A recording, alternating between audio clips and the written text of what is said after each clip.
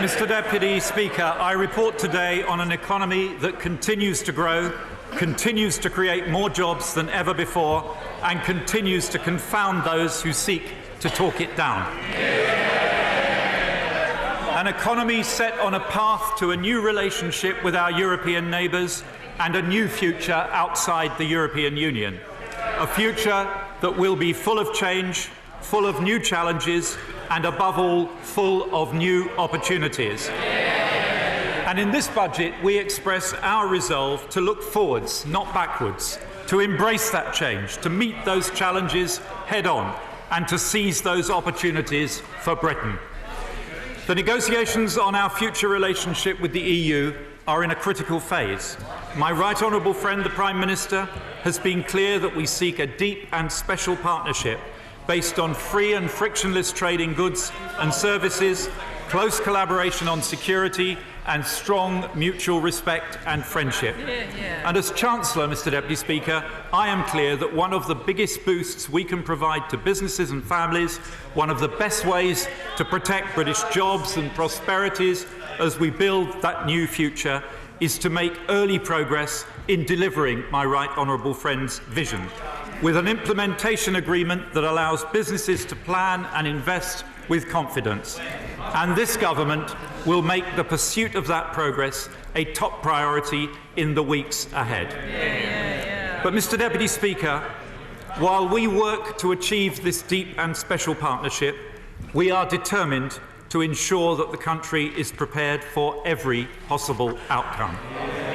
We have already invested almost £700 million in Brexit preparations, and today I am setting aside over the next 2 years another £3 billion, and I stand ready to allocate further sums if and when needed. Mr. Deputy Speaker, no one should doubt our resolve. But this budget is about much more than Brexit.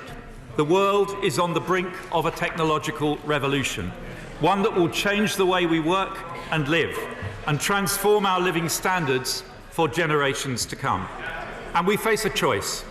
Either we embrace the future, seize the opportunities which lie within our grasp, and build on Britain's great global success story, or, as the party opposite advocates, reject change and turn inwards to the failed and irrelevant dogmas of the past. Mr. Deputy Speaker, we have no doubts. We choose the future. We choose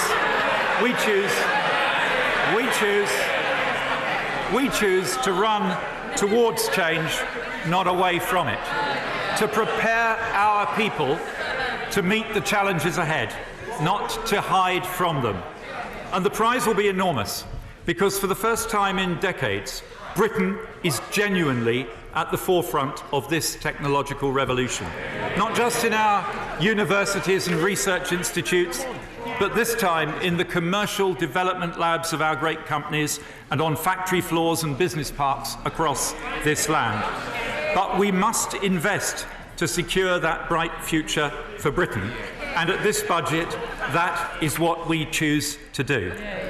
But, Mr. Deputy Speaker, we are listening and we understand the frustration of families where real incomes are under pressure. So at this budget, we choose a balanced approach. Yes, maintaining fiscal responsibility as we at last see our debt peaking. Continuing to invest in the skills and infrastructure that will support the jobs of the future. Building the homes that will make good on our promise to the next generation. But crucially, also helping families to cope with the cost of living. Mr. Deputy Speaker, as we invest in our country's future, I have a clear vision of what that global Britain looks like. A prosperous and inclusive economy, where everybody has the opportunity to shine, wherever in these islands they live and whatever their background, where talent and hard work are rewarded, where the dream of home ownership is a reality for all generations, a hub of enterprise and innovation, a beacon of creativity, a civilised and tolerant place that cares for the vulnerable and nurtures the talented. an outward-looking, free-trading nation, a force for good in the world. That is the Britain that I want to leave to my children, Mr. Deputy Speaker, a Britain we can be proud of, a country fit for the future. I know we will not build it overnight, but in this budget today, we will lay the foundations. Mr. Deputy Speaker, I'm being tempted with something a little more exotic here, but I'm going to stick to plain water. But I did take the precaution. I did take the precaution of asking my right honourable friend to bring a packet of cough sweets just in case.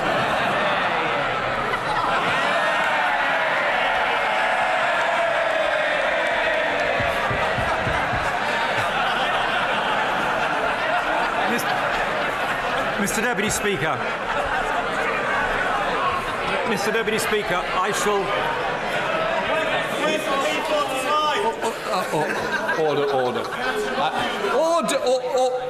Order. I think it might be a hearing aid we all need if this continues. Chancellor of the Exchequer. Mr. Deputy Speaker, I shall first report to the House on the economic forecasts of the independent OBR. This is the bit with the long economic-y words in it.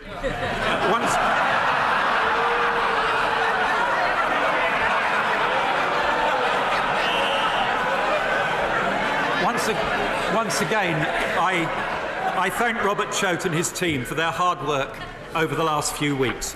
Mr. Deputy Speaker, I believe passionately that the best way to improve the lives of people across the length and breadth of this country is to help them get into work. And Mr. Deputy Speaker, I am acutely aware that 1.4 million people out of work is 1.4 million too many. So today, I welcome the OBR forecast that there will be another 600,000 people in work by 2022. And I am immensely proud of this government's record in having created over 3 million new jobs since 2010. Incidentally, a rather far cry from the 1.2 million job losses that the Right Honourable Member for Hayes and Harlington predicted in 2011. But let nobody be in any doubt that this government will continue its relentless focus on getting more people into work, giving them the security and peace of mind of a regular wage. But I also want work to be a good quality, well paid. And regrettably, our productivity performance continues to disappoint. The OBR has assumed at each of the last 16 fiscal events that productivity growth would return to its pre-crisis trend of about 2% a year, but it has remained stubbornly flat. So today, they revised down the outlook for productivity growth, business investment and GDP growth across the forecast period.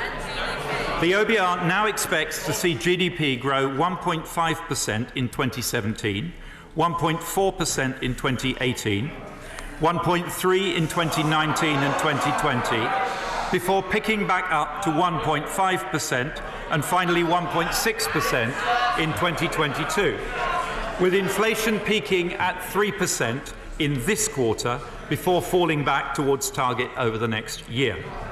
And today I reaffirm the remit for the Independent Monetary Policy Committee and its 2% CPI inflation target. Mr. Deputy Speaker, we took over an economy with the highest budget deficit in our peacetime history. Since then, thanks to the hard work of the British people, that deficit has been shrinking, and next year will be below 2%. But our debt is still too high, and we need to get it down, not for some ideological reason, but because excessive debt undermines our economic security, leaving us vulnerable to shocks, because it passes the burden unfairly to the next generation, and because it simply cannot be right to spend more on our debt interest than we do on our police and our armed forces combined. So I'm pleased to be able to tell the House that OBR expects debt to peak this year and then gradually fall as a share of GDP a turning point in our recovery from Labour's crisis. Fixing Labour's mess. But, Mr Deputy Speaker, apparently not everyone shares the view that falling debt is good news. I've heard representations from the party opposite suggesting increasing the debt by £500 billion, taking us back to square one, wasting an extra £7 billion a year on debt interest. Mr Speaker, if they carry on like that, there'll be plenty of others joining Keisha Dugdale in saying, "I'm Labour, get me out of here." Mr Deputy Speaker, it must be. Mr Deputy Speaker, I have rejected these representations, and instead I reaffirm our pledge of fiscal responsibility and our commitment to the fiscal rules I set out last autumn. But now I choose to use some of the headroom I established then so that, as well as reducing debt, we can also invest in Britain's future, support our key public services, keep taxes low and provide a little help to families and businesses under pressure. A balanced approach that will prepare Britain for the future, not seek to hide from it. Today, the OBR confirm that we are on track to meet our fiscal rules. Borrowing is forecast to be £49.9 billion this year. That's £8.4 billion lower than forecast at the spring budget. And after taking account of all decisions since the spring budget, the OPR's GDP revision and the measures I will announce today, borrowing will fall in every year of the forecast, from £39.5 billion next year to £25.6 billion in 22-23, to reach its lowest level in 20 years.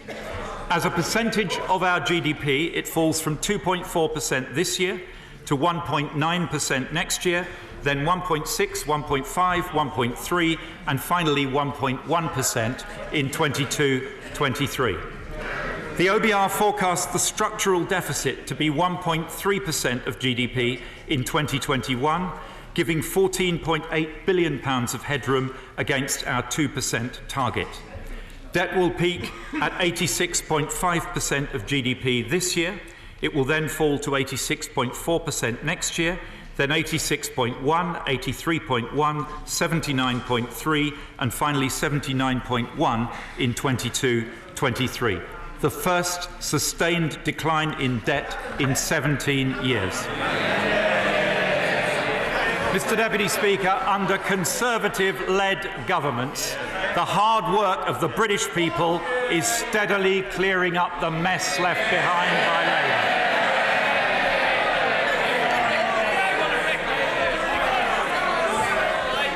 Mr Deputy Speaker, at the heart of global Britain must be a dynamic and innovative economy.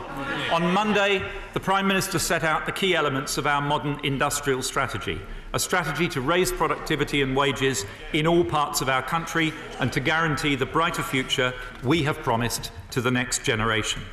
My right honourable friend, the Business Secretary, will present a white paper to the House in the next few days. But this is not just an economic plan. It is a key part of our vision for a fairer Britain, a Britain where every one of our citizens can contribute to and share in the benefits of prosperity. And the key to raising the wages of British workers is raising investment, public and private. And, Mr Deputy Speaker, we are investing in Britain's future. £500 billion since 2010. The biggest rail programme since Victorian times, the largest road building programme since the 1970s, the biggest increase in science and innovation funding in 4 decades, and the 2 largest infrastructure projects in Europe, Crossrail and HS2. When I took this job, I committed to make the battle to raise Britain's productivity, and thus the nation's pay, the central mission of the Treasury. Last autumn, I launched the National Productivity Investment Fund to provide an additional £23 billion of investment over 5 years to upgrade Britain's economic infrastructure for the 21st century. Today, I can announce that I will extend this fund for a further year and expand it to over £31 billion. Meaning, Mr Deputy Speaker, that public investment under this government will, on average, be £25 billion per year higher in real terms than under the last Labour government. We are allocating a further £2.3 billion for investment in R&D, and we'll increase the main R&D tax credit to 12%, taking the first strides towards the ambition of the industrial strategy to drive up R&D investment across the economy to 2.4% of GDP. Mr. Deputy Speaker, Britain is the world's 6th largest economy. London is the #1 international financial services centre. We have some of the world's best companies and a commanding position in a raft of tech and digital industries that will form the backbone of the global economy of the future. Those who underestimate Britain do so at their peril. Because we will harness this potential and turn it into the high-paid, high-productivity jobs of tomorrow. Others may choose to reject the future. We choose to embrace it. A new tech business is founded in Britain every hour, and I want that to be every half hour. So today, we invest over £500 million in a range of initiatives, from artificial intelligence to 5G and full fibre broadband. We support regulatory innovation with a new Regulators Pioneer Fund and a new Geospatial Data Commission to develop a strategy for using the government's location data to support economic growth. And to help our tech startups reach scale, we asked Sir Damon Buffini to review the availability of patient capital, and I'm very grateful to him. Today we're publishing an action plan to unlock over £20 billion of new investment in UK knowledge-intensive scale-up businesses, including through a new fund in the British Business Bank, seeded with £2.5 billion of public money, by facilitating pension fund access to long-term investments, and by doubling EIS investment limits for knowledge-intensive companies, while ensuring that EIS is not used as a shelter for low-risk capital preservation schemes. And we stand ready to step in to replace European Investment Fund lending if necessary. Mr. Deputy Speaker, there is perhaps no technology as symbolic of the revolution gathering pace around us as driverless vehicles. Now,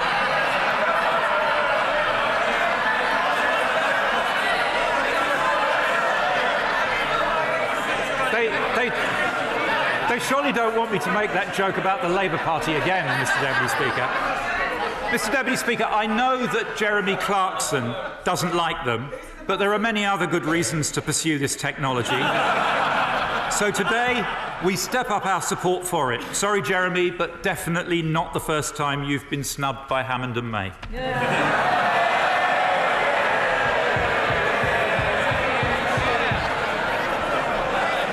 Our future vehicles will be driverless. Our future vehicles will be driverless, but they'll be electric first. And that's a change that needs to come as soon as possible for our planet. So we'll establish a new £400 million charging infrastructure fund, invest an extra £100 million in plug-in car grant, and £40 million in charging R&D. And I can confirm today that we will clarify the law so that people who charge their electric vehicles at work will not face a benefit-in-kind charge from next year. The tax system can play an important role in protecting our environment. We owe it to our children that the air they breathe is clean. We published our air quality plan earlier this year, and we said then that we would fund it through taxes on new diesel cars.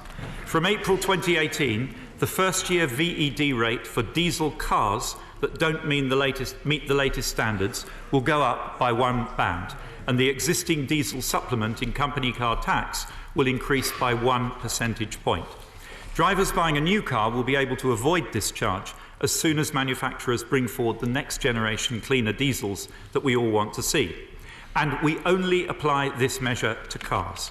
So before the headline writers start limbering up, let me be quite clear. No white van man, no white van woman will be hit by these measures. This levy will fund a new This levy will fund a new £220 million Clean Air Fund to provide support for the implementation of local air quality plans, improving of the quality of the air in cities and towns up and down the UK. But our air quality is sadly not our only environmental challenge. Audiences across the country, glued to Blue Planet 2, have been starkly reminded of the problems of plastics pollution. The UK led the world on climate change agreements and is a pioneer in protecting marine environments. And I want us now to become a world leader in tackling the scourge of plastic littering our planet and our oceans. So with my right honourable friend, the Environment Secretary, I will investigate how the tax system and charges on single-use plastic items can reduce waste. Because, Mr Deputy Speaker, we cannot keep our promise to the next generation to build an economy fit for the future unless we ensure our planet has a future. Mr Deputy Speaker, meeting the challenge of change head-on means giving our people the confidence to embrace it and the skills to reap the rewards from it, and we have a plan to do so. We're delivering 3 million apprenticeship starts by 2020 thanks to our apprenticeship levy, and I'll keep under review the flexibility that levy payers have to spend this money. We're introducing T-levels, and today I provide a further £20 million to support FE colleges to prepare for them. Mr Deputy Speaker, knowledge of maths is key to the high-tech, cutting-edge jobs in our digital economy. It's also useful, by the way, in less glamorous roles like frontline politics. So we will expand the Teaching for Mastery of Maths programme to a further 3,000 schools. We'll provide £40 million to train maths teachers across the country. We'll introduce a £600 maths premium for schools for every additional pupil who takes A-level core and A-level or core maths. And we'll invite proposals for new maths schools across England so highly talented young mathematicians can release their potential wherever they live and whatever their background. More maths for everyone. Mr Speaker, don't let anyone say I don't know how to show the nation a good time.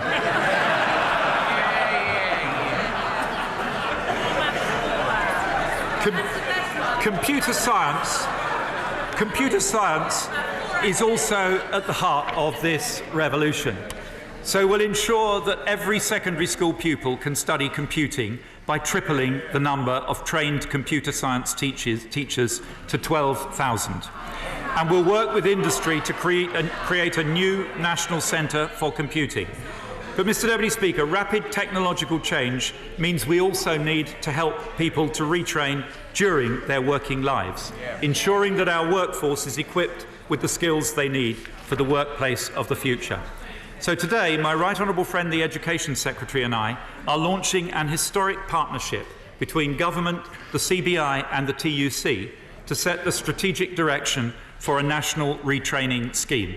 Its first priority will be to boost digital skills and to support expansion of the construction sector. And to make a start immediately, we will invest £30 million in the development of digital skills distance learning courses so people can learn wherever they are and whenever they want. And I'm pleased to be able to accept the representation that I've received from the TUC to continue to fund Union Learn, which I recognise as a valuable part of our support to workplace learning. Mr Deputy Speaker.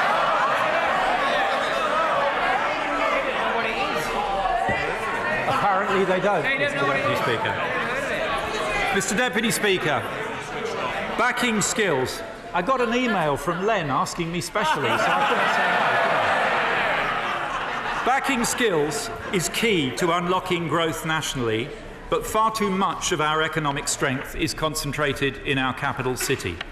If we are truly to build an economy that's fit for the future, then we have to get all parts of the UK firing on all cylinders. And that is what our modern industrial strategy is all about. Today, we back the Northern Powerhouse, the Midlands Engine, and elected mayors across the UK. We back them with a new £1.7 billion Transforming Cities Fund, half of it to be shared by the 6 areas with elected metro mayors to give them the firepower to deliver on local transport priorities, and the remainder will be open to competition by other cities in England.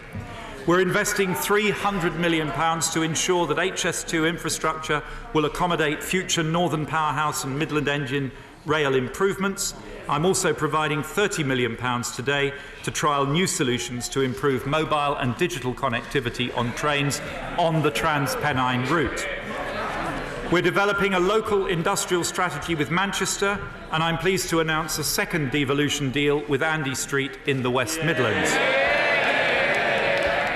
We've agreed a new devolution deal with North of the Tyne, and we will fund the replacement of the 40-year-old rolling stock on the Tyne and Wear Metro at a total investment of £337 million. We'll invest £123 million in the Redcar Steelworks site to support the ambitious plans of our new Tees Valley Mayor, Ben Houchen, and my honourable friend for Middlesbrough South and East Cleveland, who are leading the fight for prosperity in their area. And Mr Deputy Speaker, we're piloting 100% business rates retention in London next year and continuing to work with TfL on the funding and financing of Crossrail 2. We will also make over £1 billion of discounted lending available to local authorities across the country to support high-value infrastructure projects.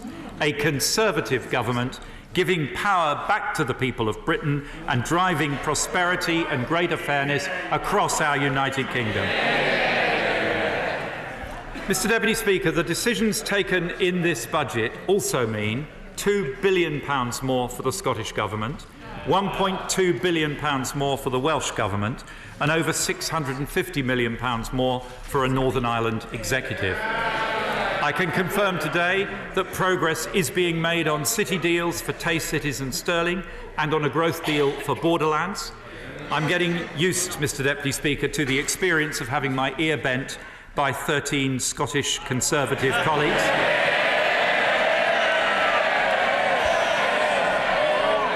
Most recently on the issue of Scottish Police and Fire VAT.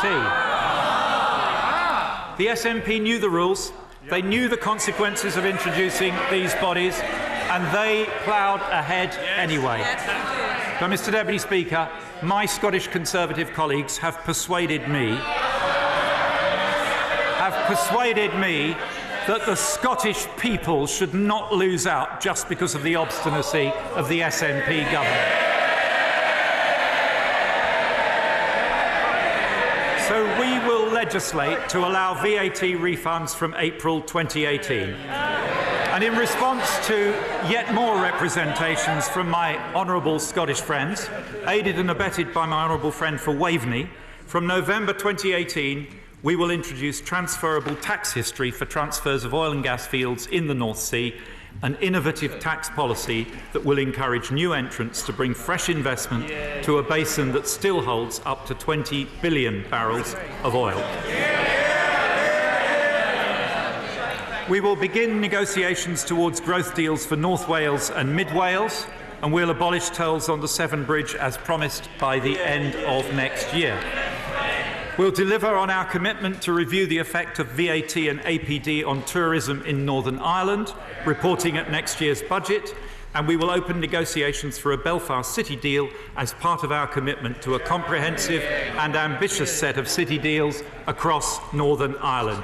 A Conservative government delivering for all parts of our United Kingdom.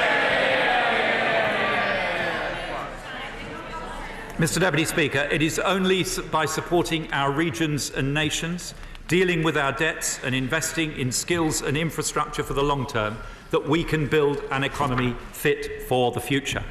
But I recognise that many people are feeling pressure on their budgets now.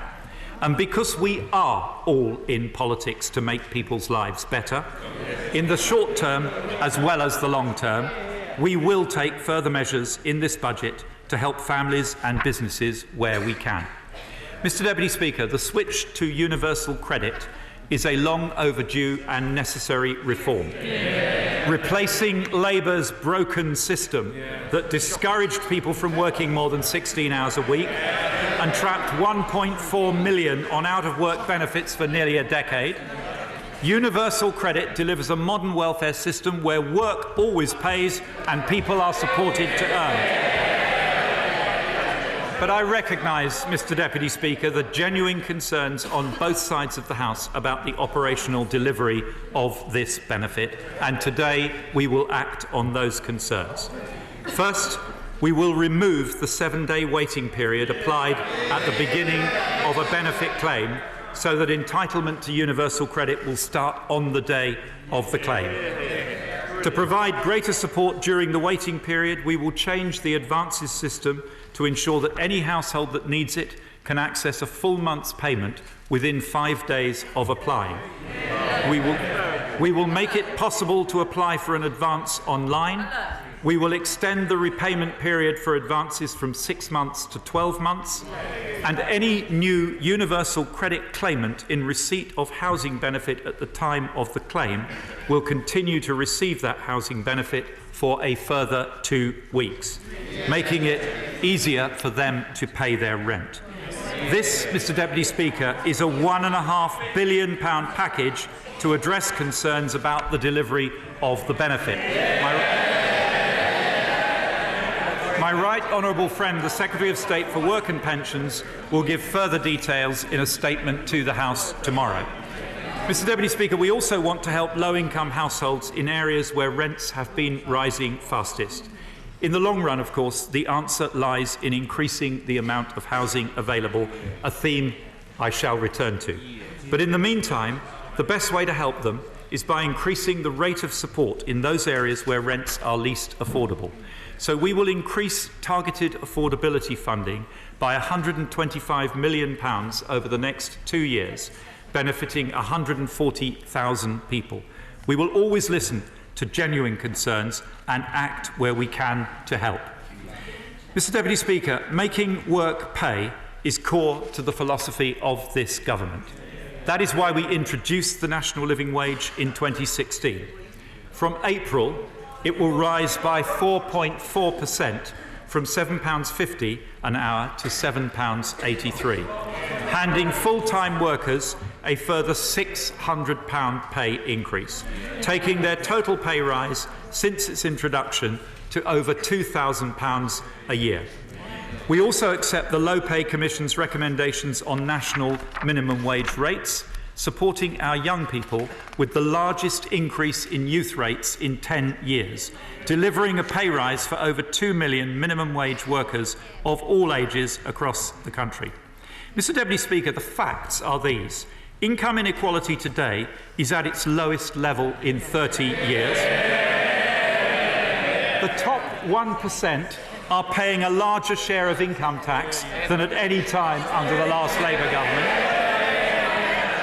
The poorest 10% in Britain have seen their real incomes grow faster since 2010 than the richest 10%, and the proportion of full-time jobs that are low paid is at its lowest level for 20 years. A Conservative government delivering a fairer Britain. But as well as making work pay, we want families to keep more of the money they earn. When we came into office, the personal allowance stood at £6,475 a year. From April, I will increase the personal allowance to £11,850 and the higher rate threshold to £46,350, making progress towards our manifesto commitments, which I reiterate today. The typical basic rate taxpayer will be £1,075 a year better off compared to 2010, and a full-time worker on the national living wage will take home more than £3,800 extra. This Conservative government delivering for Britain's workers. Mr Deputy Speaker, I turn now to duties. The tobacco duty escalator will continue at inflation plus 2%. with an additional 1% duty on hand-rolling tobacco this year, and minimum excise duty on cigarettes will also rise. Excessive alcohol consumption by the most vulnerable people is all too often through cheap, high-strength, low-quality products, especially so-called white ciders. I want to pay tribute to the campaign led by my honourable friend for Congleton on this issue. And so, following our recent consultation, we will legislate to increase duty on these products from 2019. But recognising the pressure on household budgets and backing our great British pubs, duties on other ciders, wines, spirits and on beer will be frozen. This will mean a bottle of whisky will be £1.15 less in 2018 than if we had continued with Labour's plans, and a pint of beer 12p less. So Merry Christmas, Mr Deputy Speaker. The cost of travel is also an important factor for families and businesses. From April 2019, I will again freeze short-haul air passenger duty rates, and I will also freeze long-haul economy rates, paid for by an increase on premium class tickets and on private jets. Sorry, Lewis. For those who don't stretch to a private jet, I can announce a new rail card for those aged 26 to 30, giving 4.5 million more young people a third off their rail fares. And I will, Mr Deputy Speaker, once again cancel the fuel duty rise for both petrol and diesel that is scheduled for April. Since 2010, we will have saved the average car driver £850 and the average van driver over £2,100 compared to Labour's escalator plans. Fuel duty has now been frozen for the longest period in 40 years at a total cost to the Exchequer of £46 billion since 2010. Mr Deputy Speaker, our NHS is one of our great institutions, an essential part of what we are as a nation, and a source of pride, the length and breadth of the country. Its values are the values of the British people, and we will always back it. Dedicated NHS staff are handling the challenges of an ageing population and a rapidly advancing technology with skill and commitment, and we salute them. Mr Deputy Speaker, although you wouldn't think so to listen to the Leader of the Opposition, as he regularly talks down the achievements of the NHS, although you wouldn't think so, the number of patients being treated is at record levels, cancer survival rates are at their highest ever level, 17 million people are now able to access GP appointments in the evenings and at weekends, and public satisfaction amongst hospital inpatients is at its highest level in more than 20 years.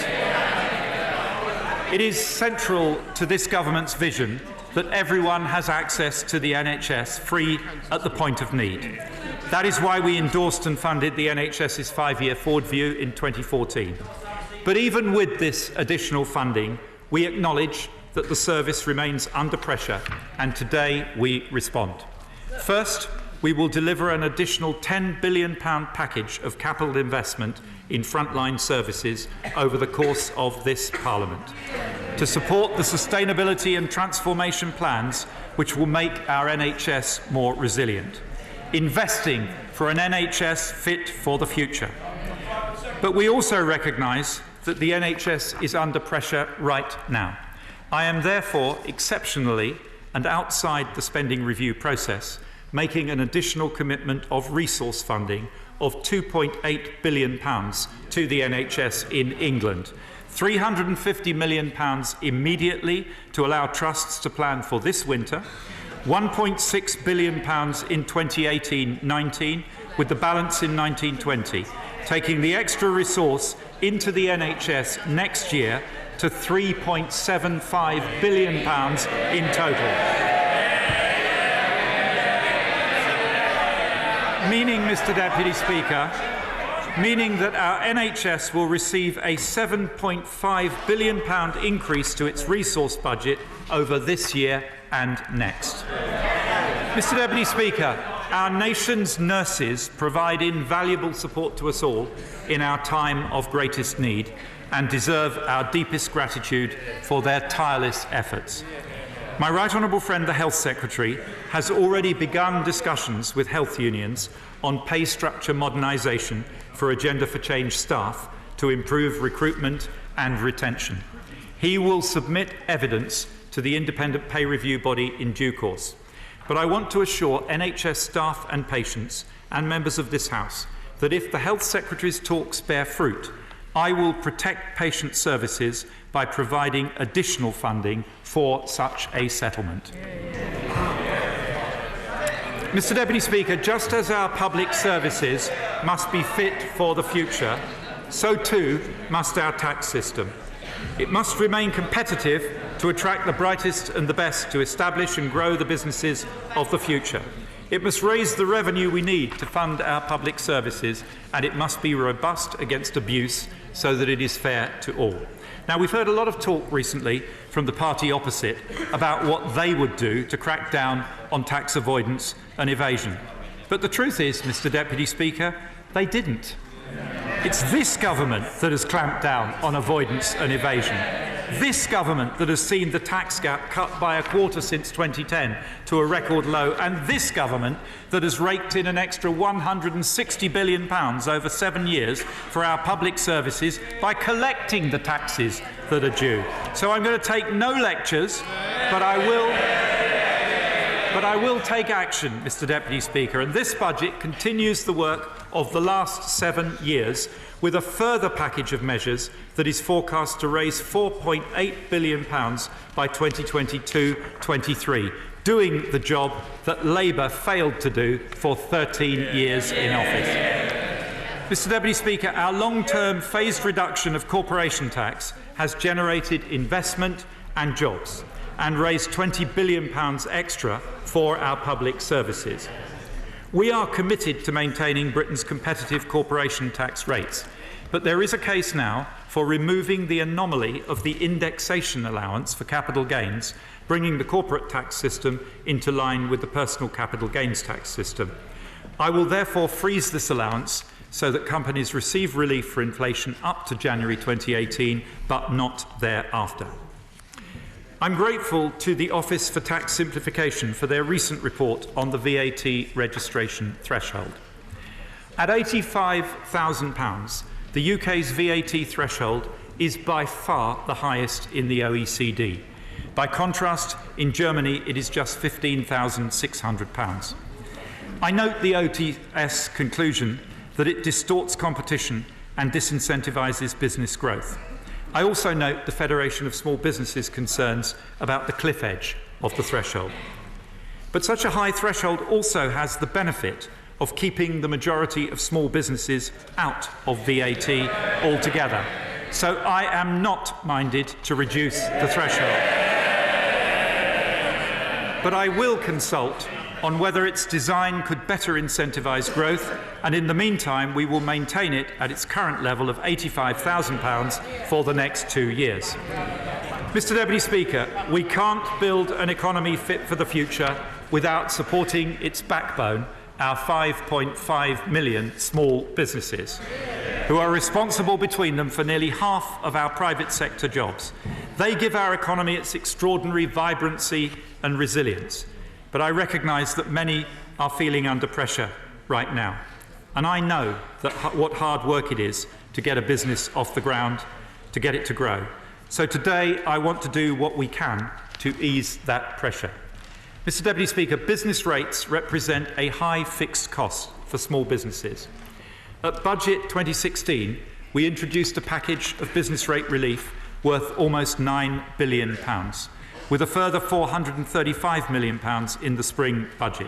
Today, I go further. We have listened to concerns about the potential costs of the annual uprating of business rates in April next year. And today, I will accept the representation of the British Chambers of Commerce, CBI and other business organisations and bring forward the planned switch from RPI to CPI by 2 years to April 2018. A move which is worth £2.3 billion to business over the next 5 years. I've also listened to businesses affected by the so-called staircase tax. We will change the law to ensure that where a business has been impacted by the Supreme Court ruling, it can have its original bill reinstated if it chooses and backdated. And I hope I can expect cross-party backing to speed that measure through Parliament. Mr Deputy Speaker, 3 simple steps to solve the staircase tax. Well, what do they expect? It's the tax section. Mr Deputy Speaker, to support the thousands of small pubs that are at the heart of so many of our communities, we'll extend the £1,000 discount for pubs with a rateable value of less than £100,000 for 1 more year to March 2019.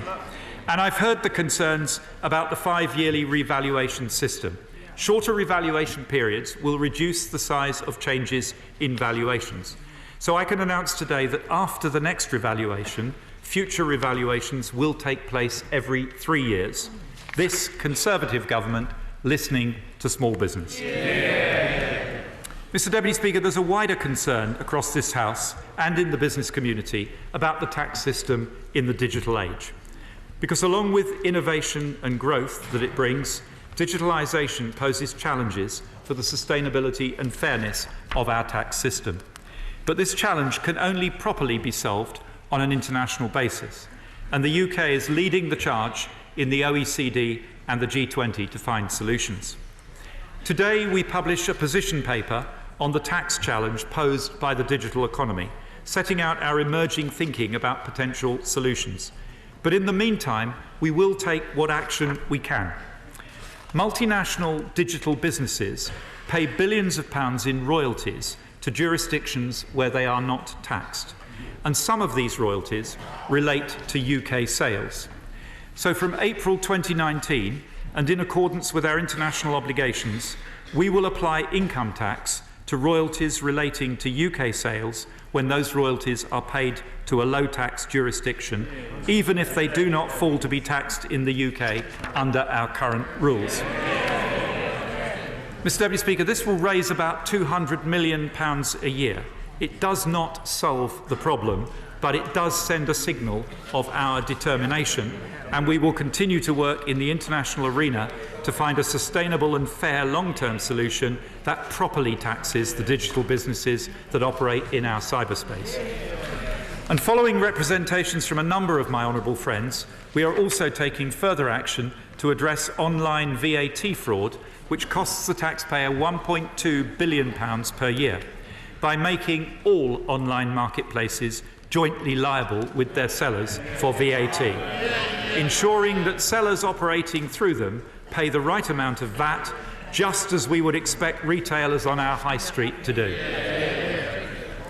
Mr Deputy Speaker, I want to turn to the challenge of the housing market. But before I do, I want to touch on the aftermath of the appalling events at Grenfell Tower. We have provided financial support for the victims of this terrible tragedy, and today I can announce we will provide Kensington and Chelsea Council with a further £28 million for mental health and counselling services, regeneration support for the surrounding areas, and to provide a new community space for local residents. This tragedy should never have happened, and we must ensure that nothing like it ever happens again. All local authorities and housing associations must carry out any identified necessary safety works as soon as possible. And if any local authority cannot access funding to pay for essential fire safety work, they should contact us immediately. I have said before, and I will say again today, we will not allow financial constraints to get in the way of any essential fire safety work. Mr Deputy Speaker, I want to also address the issue of empty properties. It cannot be right to leave property empty when so many are desperate for a place to live.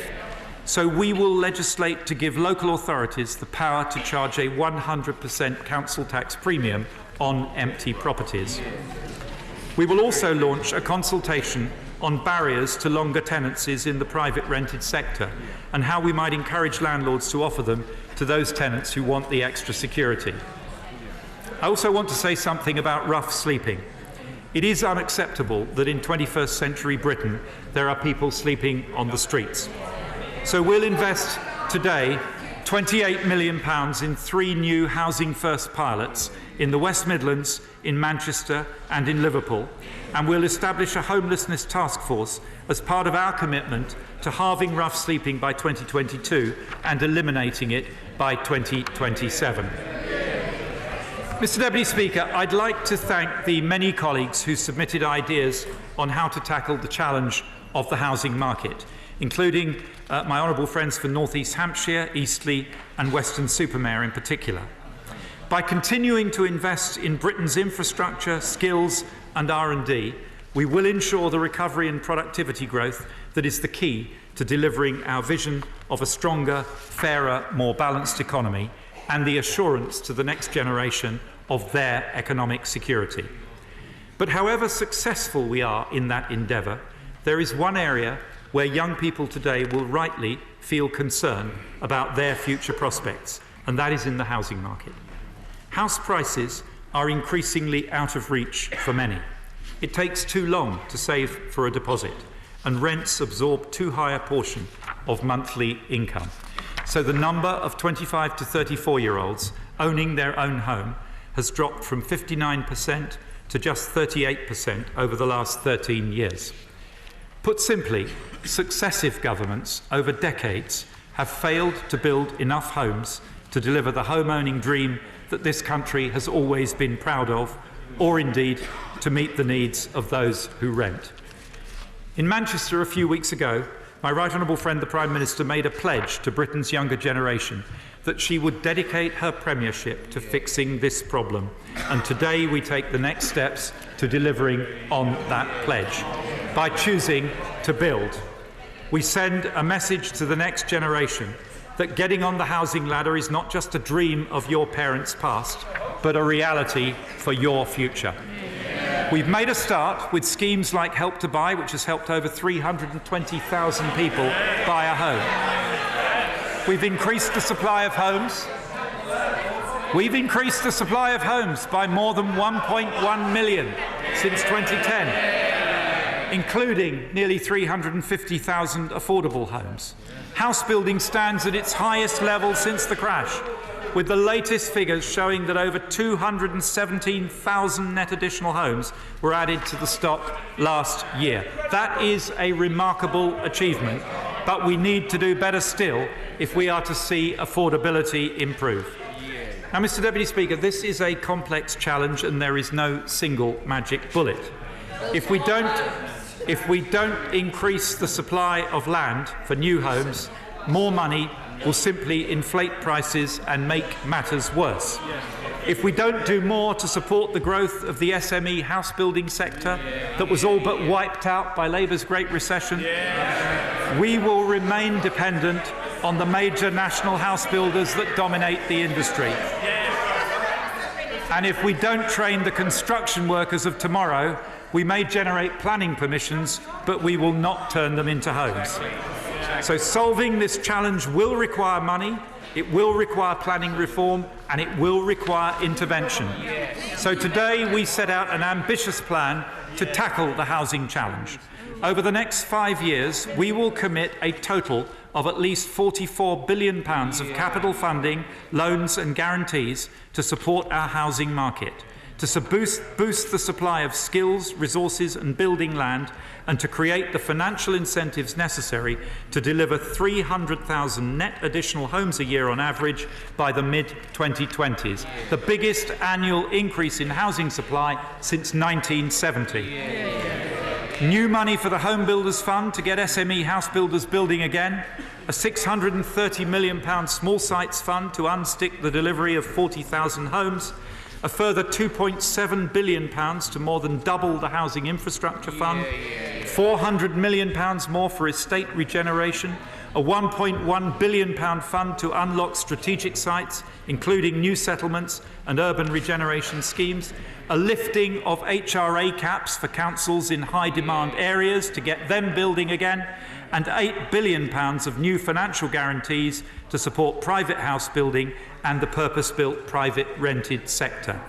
And because we need a workforce to build these new homes, we're providing an additional £34 million to develop construction skills across the country. Mr Deputy Speaker, solving the housing challenge takes more than money, it takes planning reform. We will focus on the urban areas where people want to live and where most jobs are created, making best use of our urban land and continuing the strong protection of our green belt. in particular building high-quality, high-density homes in city centres and around major transport hubs. And to put the needs of our young people first, we will ensure that councils in high-demand areas permit more homes for local first-time buyers and affordable renters. My right honourable friend, the Communities Secretary, will set out more detail in a statement to the House in due course. However, one thing is very clear. There is a significant gap between the number of planning permissions granted and the number of homes built. In London alone, there are 270,000 residential planning permissions unbuilt. We need to understand why, Mr. Deputy Speaker. So I am establishing an urgent review to look at the gap between planning permissions and housing starts. It will be chaired by my right honourable friend, the member for West Dorset, and will deliver an interim report in time for the spring statement next year. And if that report finds that vitally needed land is being withheld from the market for commercial rather than technical reasons, we will intervene to change the incentives to ensure such land is brought forward for development using direct intervention, compulsory purchase powers as necessary. Mr. Deputy Speaker, my right honourable friend, the Prime Minister, has said we will fix this problem, and no one should doubt the government's determination to do so. But the solution will not deliver itself. Local authorities will need help and support. Developers will need encouragement and persuasion. Infrastructure to facilitate higher density development must be funded and delivered. So the Homes and Communities Agency will expand to become Homes England, bringing together money, expertise and planning and compulsory purchase powers with a clear remit to facilitate delivery of sufficient new homes where they are most needed to deliver a sustained improvement in housing affordability. But, Mr. Deputy Speaker, the battle to achieve and sustain affordability will be a long-term one, so we also need to look beyond this Parliament to long-term measures. We will use new town development corporations to kickstart 5 new locally agreed garden towns in areas of demand pressure, delivered through public-private partnerships designed to attract long-term capital investment from around the world. Last week, the National Infrastructure Commission published their report on the Cambridge-Milton Keynes-Oxford corridor. Today, we back their vision and commit to building up to 1 million homes by 2050, completing the road and rail infrastructure to support them. And as a down payment on this plan, we've agreed an ambitious housing deal with Oxfordshire to deliver 100,000 homes by 2031, capitalising on the global reputations of our 2 most famous universities and Britain's biggest new town to create a dynamic new growth corridor for the 21st century. Mr. Deputy Speaker, this is our plan to deliver on the pledge we have made to the next generation, that the dream of home ownership will become a reality in this country once again. But I also want to take action today to help young people who are saving to own a home. One of the biggest challenges facing young first-time buyers is the cash required up front. We've put £10 billion more money into Help to Buy equity loan to help those saving for a deposit. But I want to do more still. I've received representations for a temporary stamp duty holiday to first-time buyers, but this would only help those who are ready to purchase now and would offer nothing for the many who will need to save for years. So with effect from today, for all first-time buyer purchases up to £300,000, I am abolishing stamp duty altogether.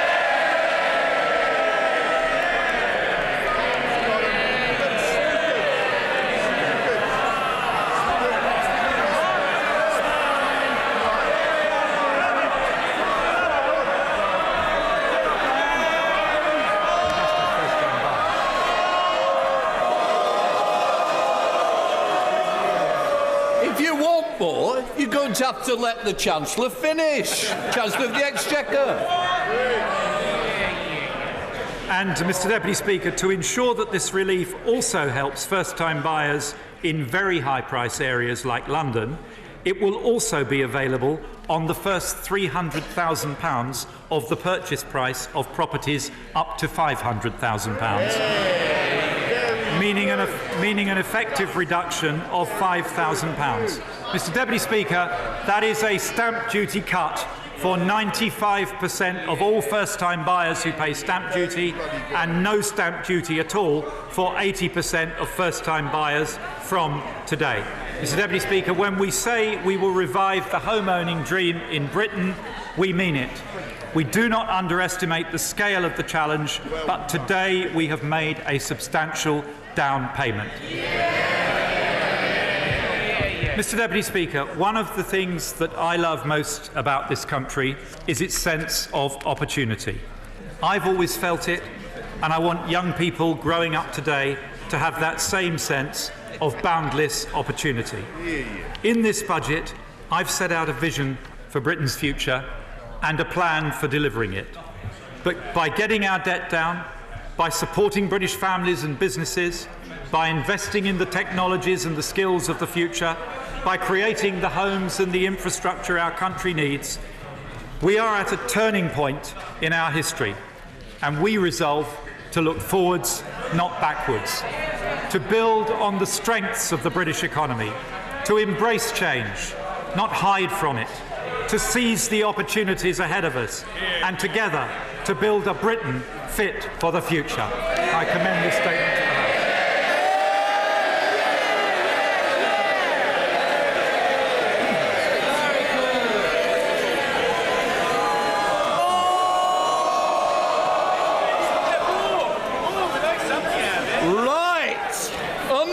Standing Order number 51, the first motion entitled Provisional Collection of Taxes must be decided without debate. Will the Chancellor of the Exchequer please move formally? Formally. The question is that pursuant to Section 5 of the Provisional Collection of Taxes Act 1968, provisional statutory effect shall be given to the following motions. Stamp duty, land tax, higher rates for additional dwellings, motion number 35. Stamp duty, land tax relief for the first-time buyers, motion number 36. Tobacco products, duties, rates, motion number 40. As many of that opinion say aye. Aye. The contrary no. The ayes have it. The ayes have it. Ronnie, order. I now call upon the Chancellor of the Exchequer to move the motion entitled Income Tax. It is on the motion that the debate will take place today and succeeding days. The questions on this motion and on the remaining motions will be put at the end of the budget debate on Tuesday, the 28th of November. Minister to move. Move formally. The income tax is charged for the tax years 2018-19, and it is declared that the expedient and in the public interest of the resolution should have statutory effect under the provisions of the Provisional Collection of Taxes Act 1968. I now call the Leader of the Opposition, the Right Honourable Jeremy Corbyn. Thank you, Mr. Speaker. Thank you, Mr. Speaker. The test of a budget is how it affects the reality of people's lives all around this country. And I would submit, Mr. Speaker, that the reality... Luke, if somebody wants to go for an early cup of tea, please do so. I'm told there's mince pies are waiting. But what I will have is the Leader of the Opposition listen to, and quietly from this side, in the same way I expected the other side of the House. Jeremy Corbyn. Thank you, Mr. Deputy Speaker. The reality test of this budget has to be how it affects ordinary people's lives.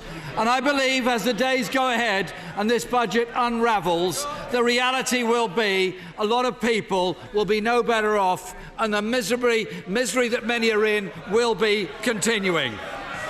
Pay Mr. Speaker,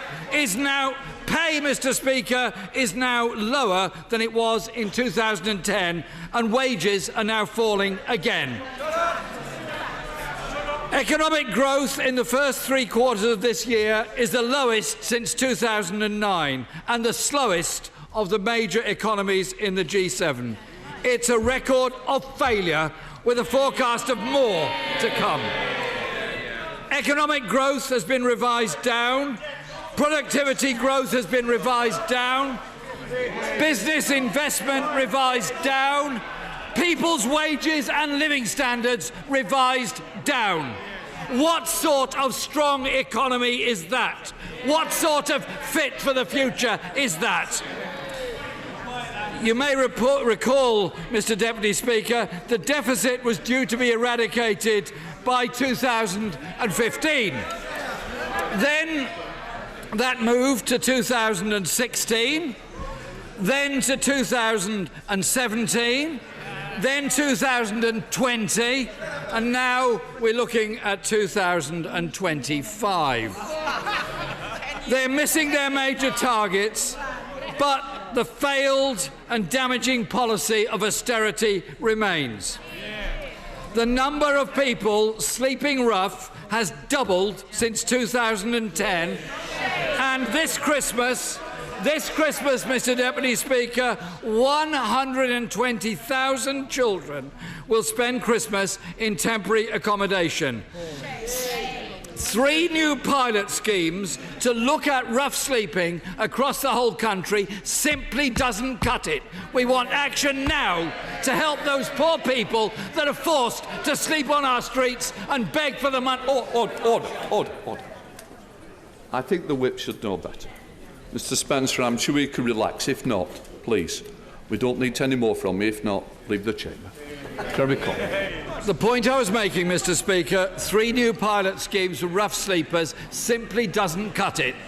It is a disaster for those people sleeping on our streets, forced to beg for the money for a night shelter. They're looking for action now from government to give them a roof over their heads. In some parts of the country, Mr. Speaker, life expectancy is actually beginning to fall. The last Labour government lifted 1 million children out of poverty. It was an amazing achievement. Under this government, an extra 1 million children will be plunged into poverty by the end of this Parliament. 1.9 million pensioners, 1 in 6 of all pensioners, are living in poverty, the worst rate anywhere in Western Europe.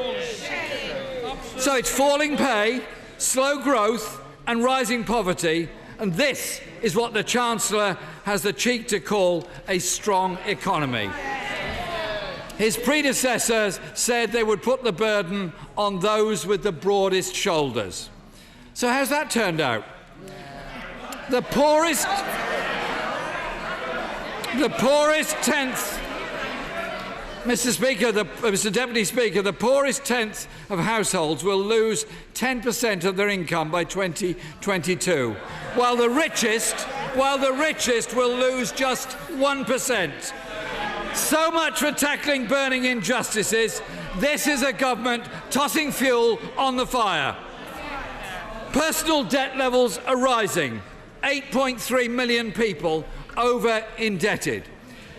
If he wants to help people out of debt, he should back Labour's policy for a real living wage of £10 an hour by 2020. Working-class young people now leaving university with £57,000 worth of debt because this government, his government, trebled tuition fees, and the new government policy is to win over young people by keeping fees at $9,250 per year. More debt for people who want to learn. But that is just one of the multitudes of injustices presiding over this government. Another is universal credit, which we called on the ministers to pause and fix. That's the view of this House. It's the verdict of those on the front line. Mr. Pincher. To shout out, keep going, he will. But you'll be going out to the chamber. Jeremy Corbyn. I would rather people stay to listen, actually, Mr. Deputy Speaker, to the reality. Silence! That's the difference. Mr. Hoare, it will be in silence. Thank you, Mr. Speaker. Maybe the benches opposite would like to listen to Martin's experience. A full-time worker on a minimum wage. He said, I get paid 4 weekly, meaning that my pay date is different each month. And because of under the universal credit system, he was paid twice in a month and deemed to have earned too much. His universal credit was cut off.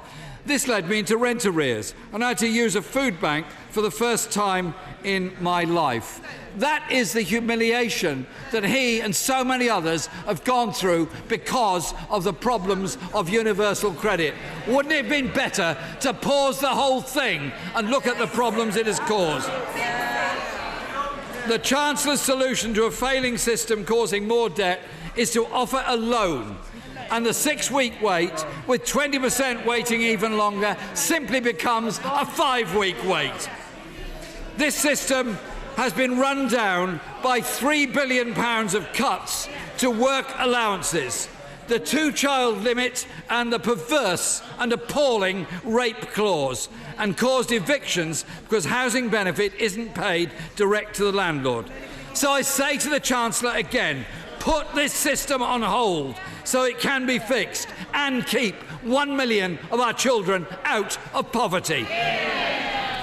For years, we've had the rhetoric of, Deputy Speaker, a long-term economic plan that never meets its targets, when what all too many are experiencing is long-term economic pain. And hardest hit are disabled people, single parents and women. So it's disappointing the Chancellor did not back the campaign by my honourable friend, the member for Brent Central, to end period poverty. He could have done that. Well done her on the campaign. Shame on him for not supporting it. The Conservative manifesto in the last election disappeared off its website after 3 days. And now some ministers opposite have put forward some half-decent proposals conspicuously borrowed by from the Labour manifesto. Let me tell the Chancellor, Mr. Speaker, as socialists we're happy to share ideas. The Community Secretary called 50 billion of borrowing to invest in house building. Presumably the Prime Minister slapped him down for wanting to bankrupt Britain. The Health Secretary said the pay cap is over, but where is the money to fund the pay rise? The Chancellor has not been clear today, not for NHS workers, our police, firefighters, teachers, teaching assistants, bin collectors, tax collectors or armed forces personnel. So will the Chancellor listen to Claire, who says her mum works for the NHS? She goes above and beyond for her patients. Why does the government think it's OK to underpay, overstress and underappreciate all those that work within our NHS? The NHS Chief Executive says the budget for the NHS next year is well short of what is currently needed. And from what the Chancellor has said today, it's still going to be well short of what is needed. He said in 2015 they would fund another 5,000 GPs. But in the last year, 1,200, we've had 1,200 fewer GPs. And we've lost community nurses and mental health nurses. The Chancellor promised 10 billion in 2015 and delivered 4.5. So if you don't mind, we'll wait for the small print on today's announcement. But even what he said certainly falls well short of the 6 billion Labour would have delivered from our June manifesto. Over 1 million of our elderly aren't receiving the care they need. Over 6 billion... Over £6 billion will have been cut from social care budgets by next March. I hope the honourable member begins to understand what it's like to wait for social care stuck in a hospital bed or other people having to give up their work to care for them. The uncaring, uncouth attitude of certain members of to be called out. Order. Carry on.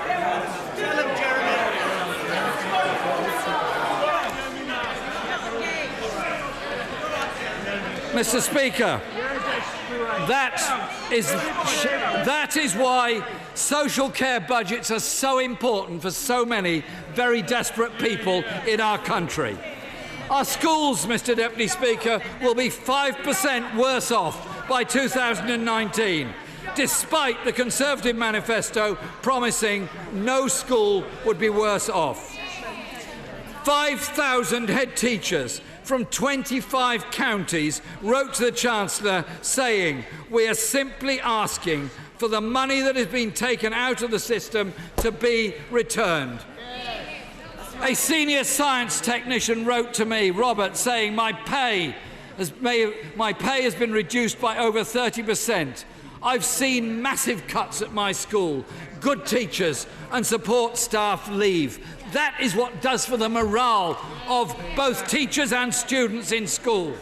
According to this government, 5,000 head teachers are wrong, Robert is wrong, the IFS is wrong, everybody is wrong except the Chancellor. And if the Chancellor bothered to listen to what local government is saying, they have been warning that services for the most vulnerable children are under more demand than ever. Yes. More children being taken into care, more in desperate need of help and support. Yet they're labouring with a £2 billion shortfall in the cost of dealing with vulnerable children. Because local councils have lost 80%, will have lost 80% of their direct funding by 2020. And the reality of this, Mr. Speaker, across the country is women's refuges closing, youth centres closing, libraries closing, museums closing, public facilities understaffed, under-resourced and under-financed. It could be so different. But, Mr. Speaker, compassion can cost very little. Just £10 million is needed to establish the Child Funeral Fund campaigned for so brilliantly by my honourable friend, the member for Swansea East. Why couldn't the Chancellor have at least agreed to fund that? Under this government, there are also 20,000 fewer police officers and another 6,000 community support officers and 11,000 fire service staff have been cut as well. You cannot keep communities safe on the cheap. Tammy explains this. Our police presence has been taken away from her village, meaning increasing crime. As a single parent, I no longer feel safe in the village where I live, particularly at night. Mr. Speaker, 5.5 million workers earn less than the living wage, 1 million more than 5 years ago. And the Chancellor last Sunday couldn't even see 1.4 million people unemployed in this country. There is a crisis of low pay and insecure work, affecting 1 in 4 women and 1 in 6 men.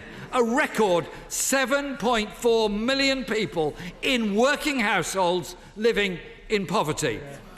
If we want workers earning better pay, less dependent on in-work benefits, we need strong trade unions. We need the most effective way of boosting workers' pay. Instead, this government weakened trade unions and introduced employment tribunal fees, now scrapped thanks to the victory in the courts by Unison, a trade union representing its members. And, Mr. Deputy Speaker, why didn't the Chancellor take the opportunity to make 2 changes to control debt? Firstly, to cap credit card debt so that nobody pays back more than they borrowed. And secondly, to stop credit card companies increasing people's credit limit without their say-so. Debt is being racked up because the government is weak on those who exploit people, such as rail companies hiking up fares above inflation year on year, and water companies and energy suppliers. During the general election, it promised an energy cap that would benefit around 17 million families on standard variable tariffs. But every bill tells millions of families the government has broken that promise. And with 10 billion in housing benefit going into the pockets of private landlords every year, housing is a key factor in driving up the welfare bill. Not too many words from the Chancellor about the excessive levels of rent in the private rented sector. With this government delivering the worst rate of house building since the 1920s and a quarter...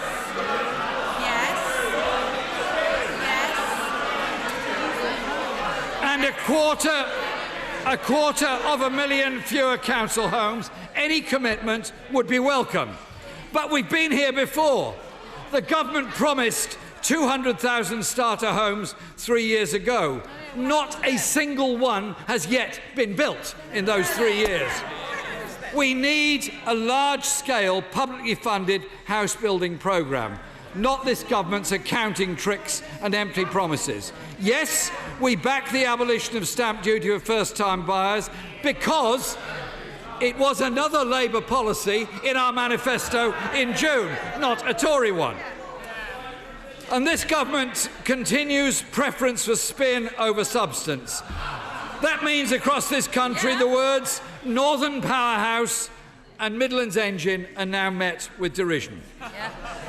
Yorkshire and Humber get only 1/10 of the transport investment per head given to London. And government figures show that every region in the north of England has seen a fall in spending on services since 2012. The Midlands, East and West, is receiving less than 8% of total transport infrastructure investment, compared with 50% going to London.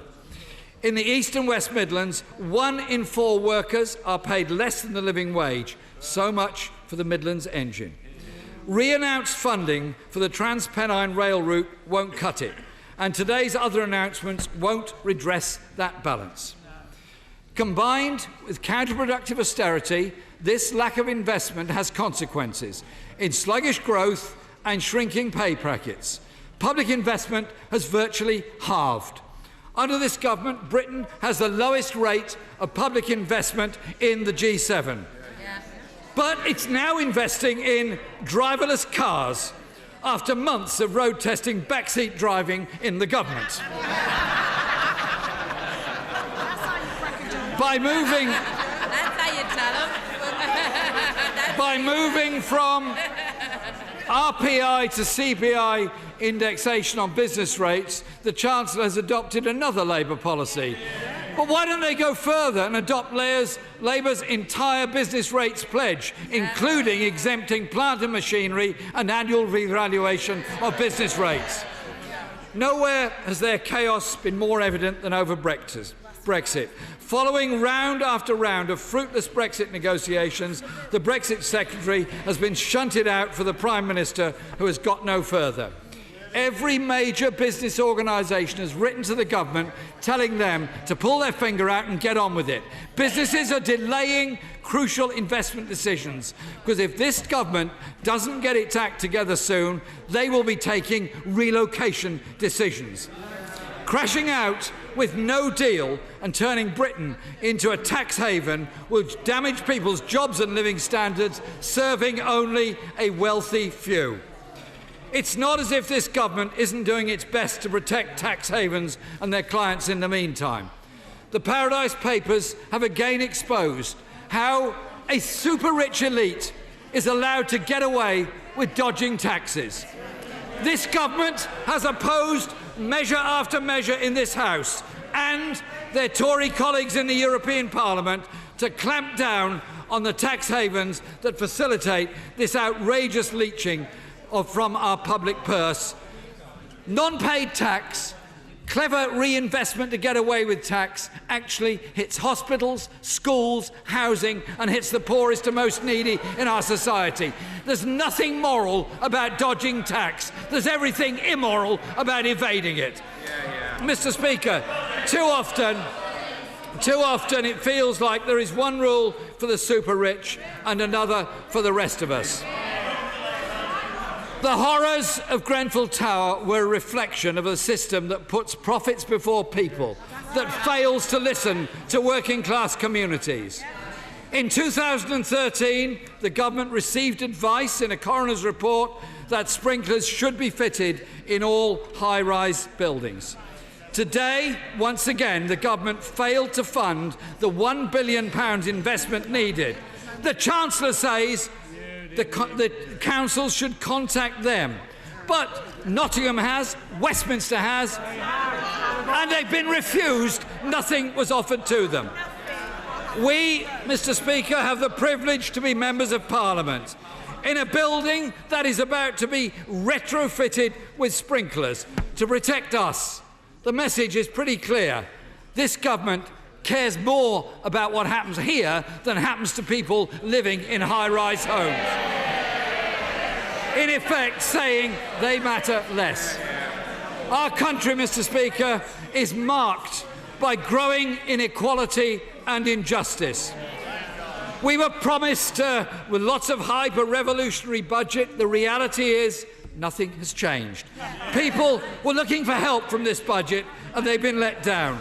Let down by a government that, like the economy they've presided over, is weak and unstable and in need of urgent change. They call this a budget fit for the future. The reality is this is a government no longer fit for office. Yeah!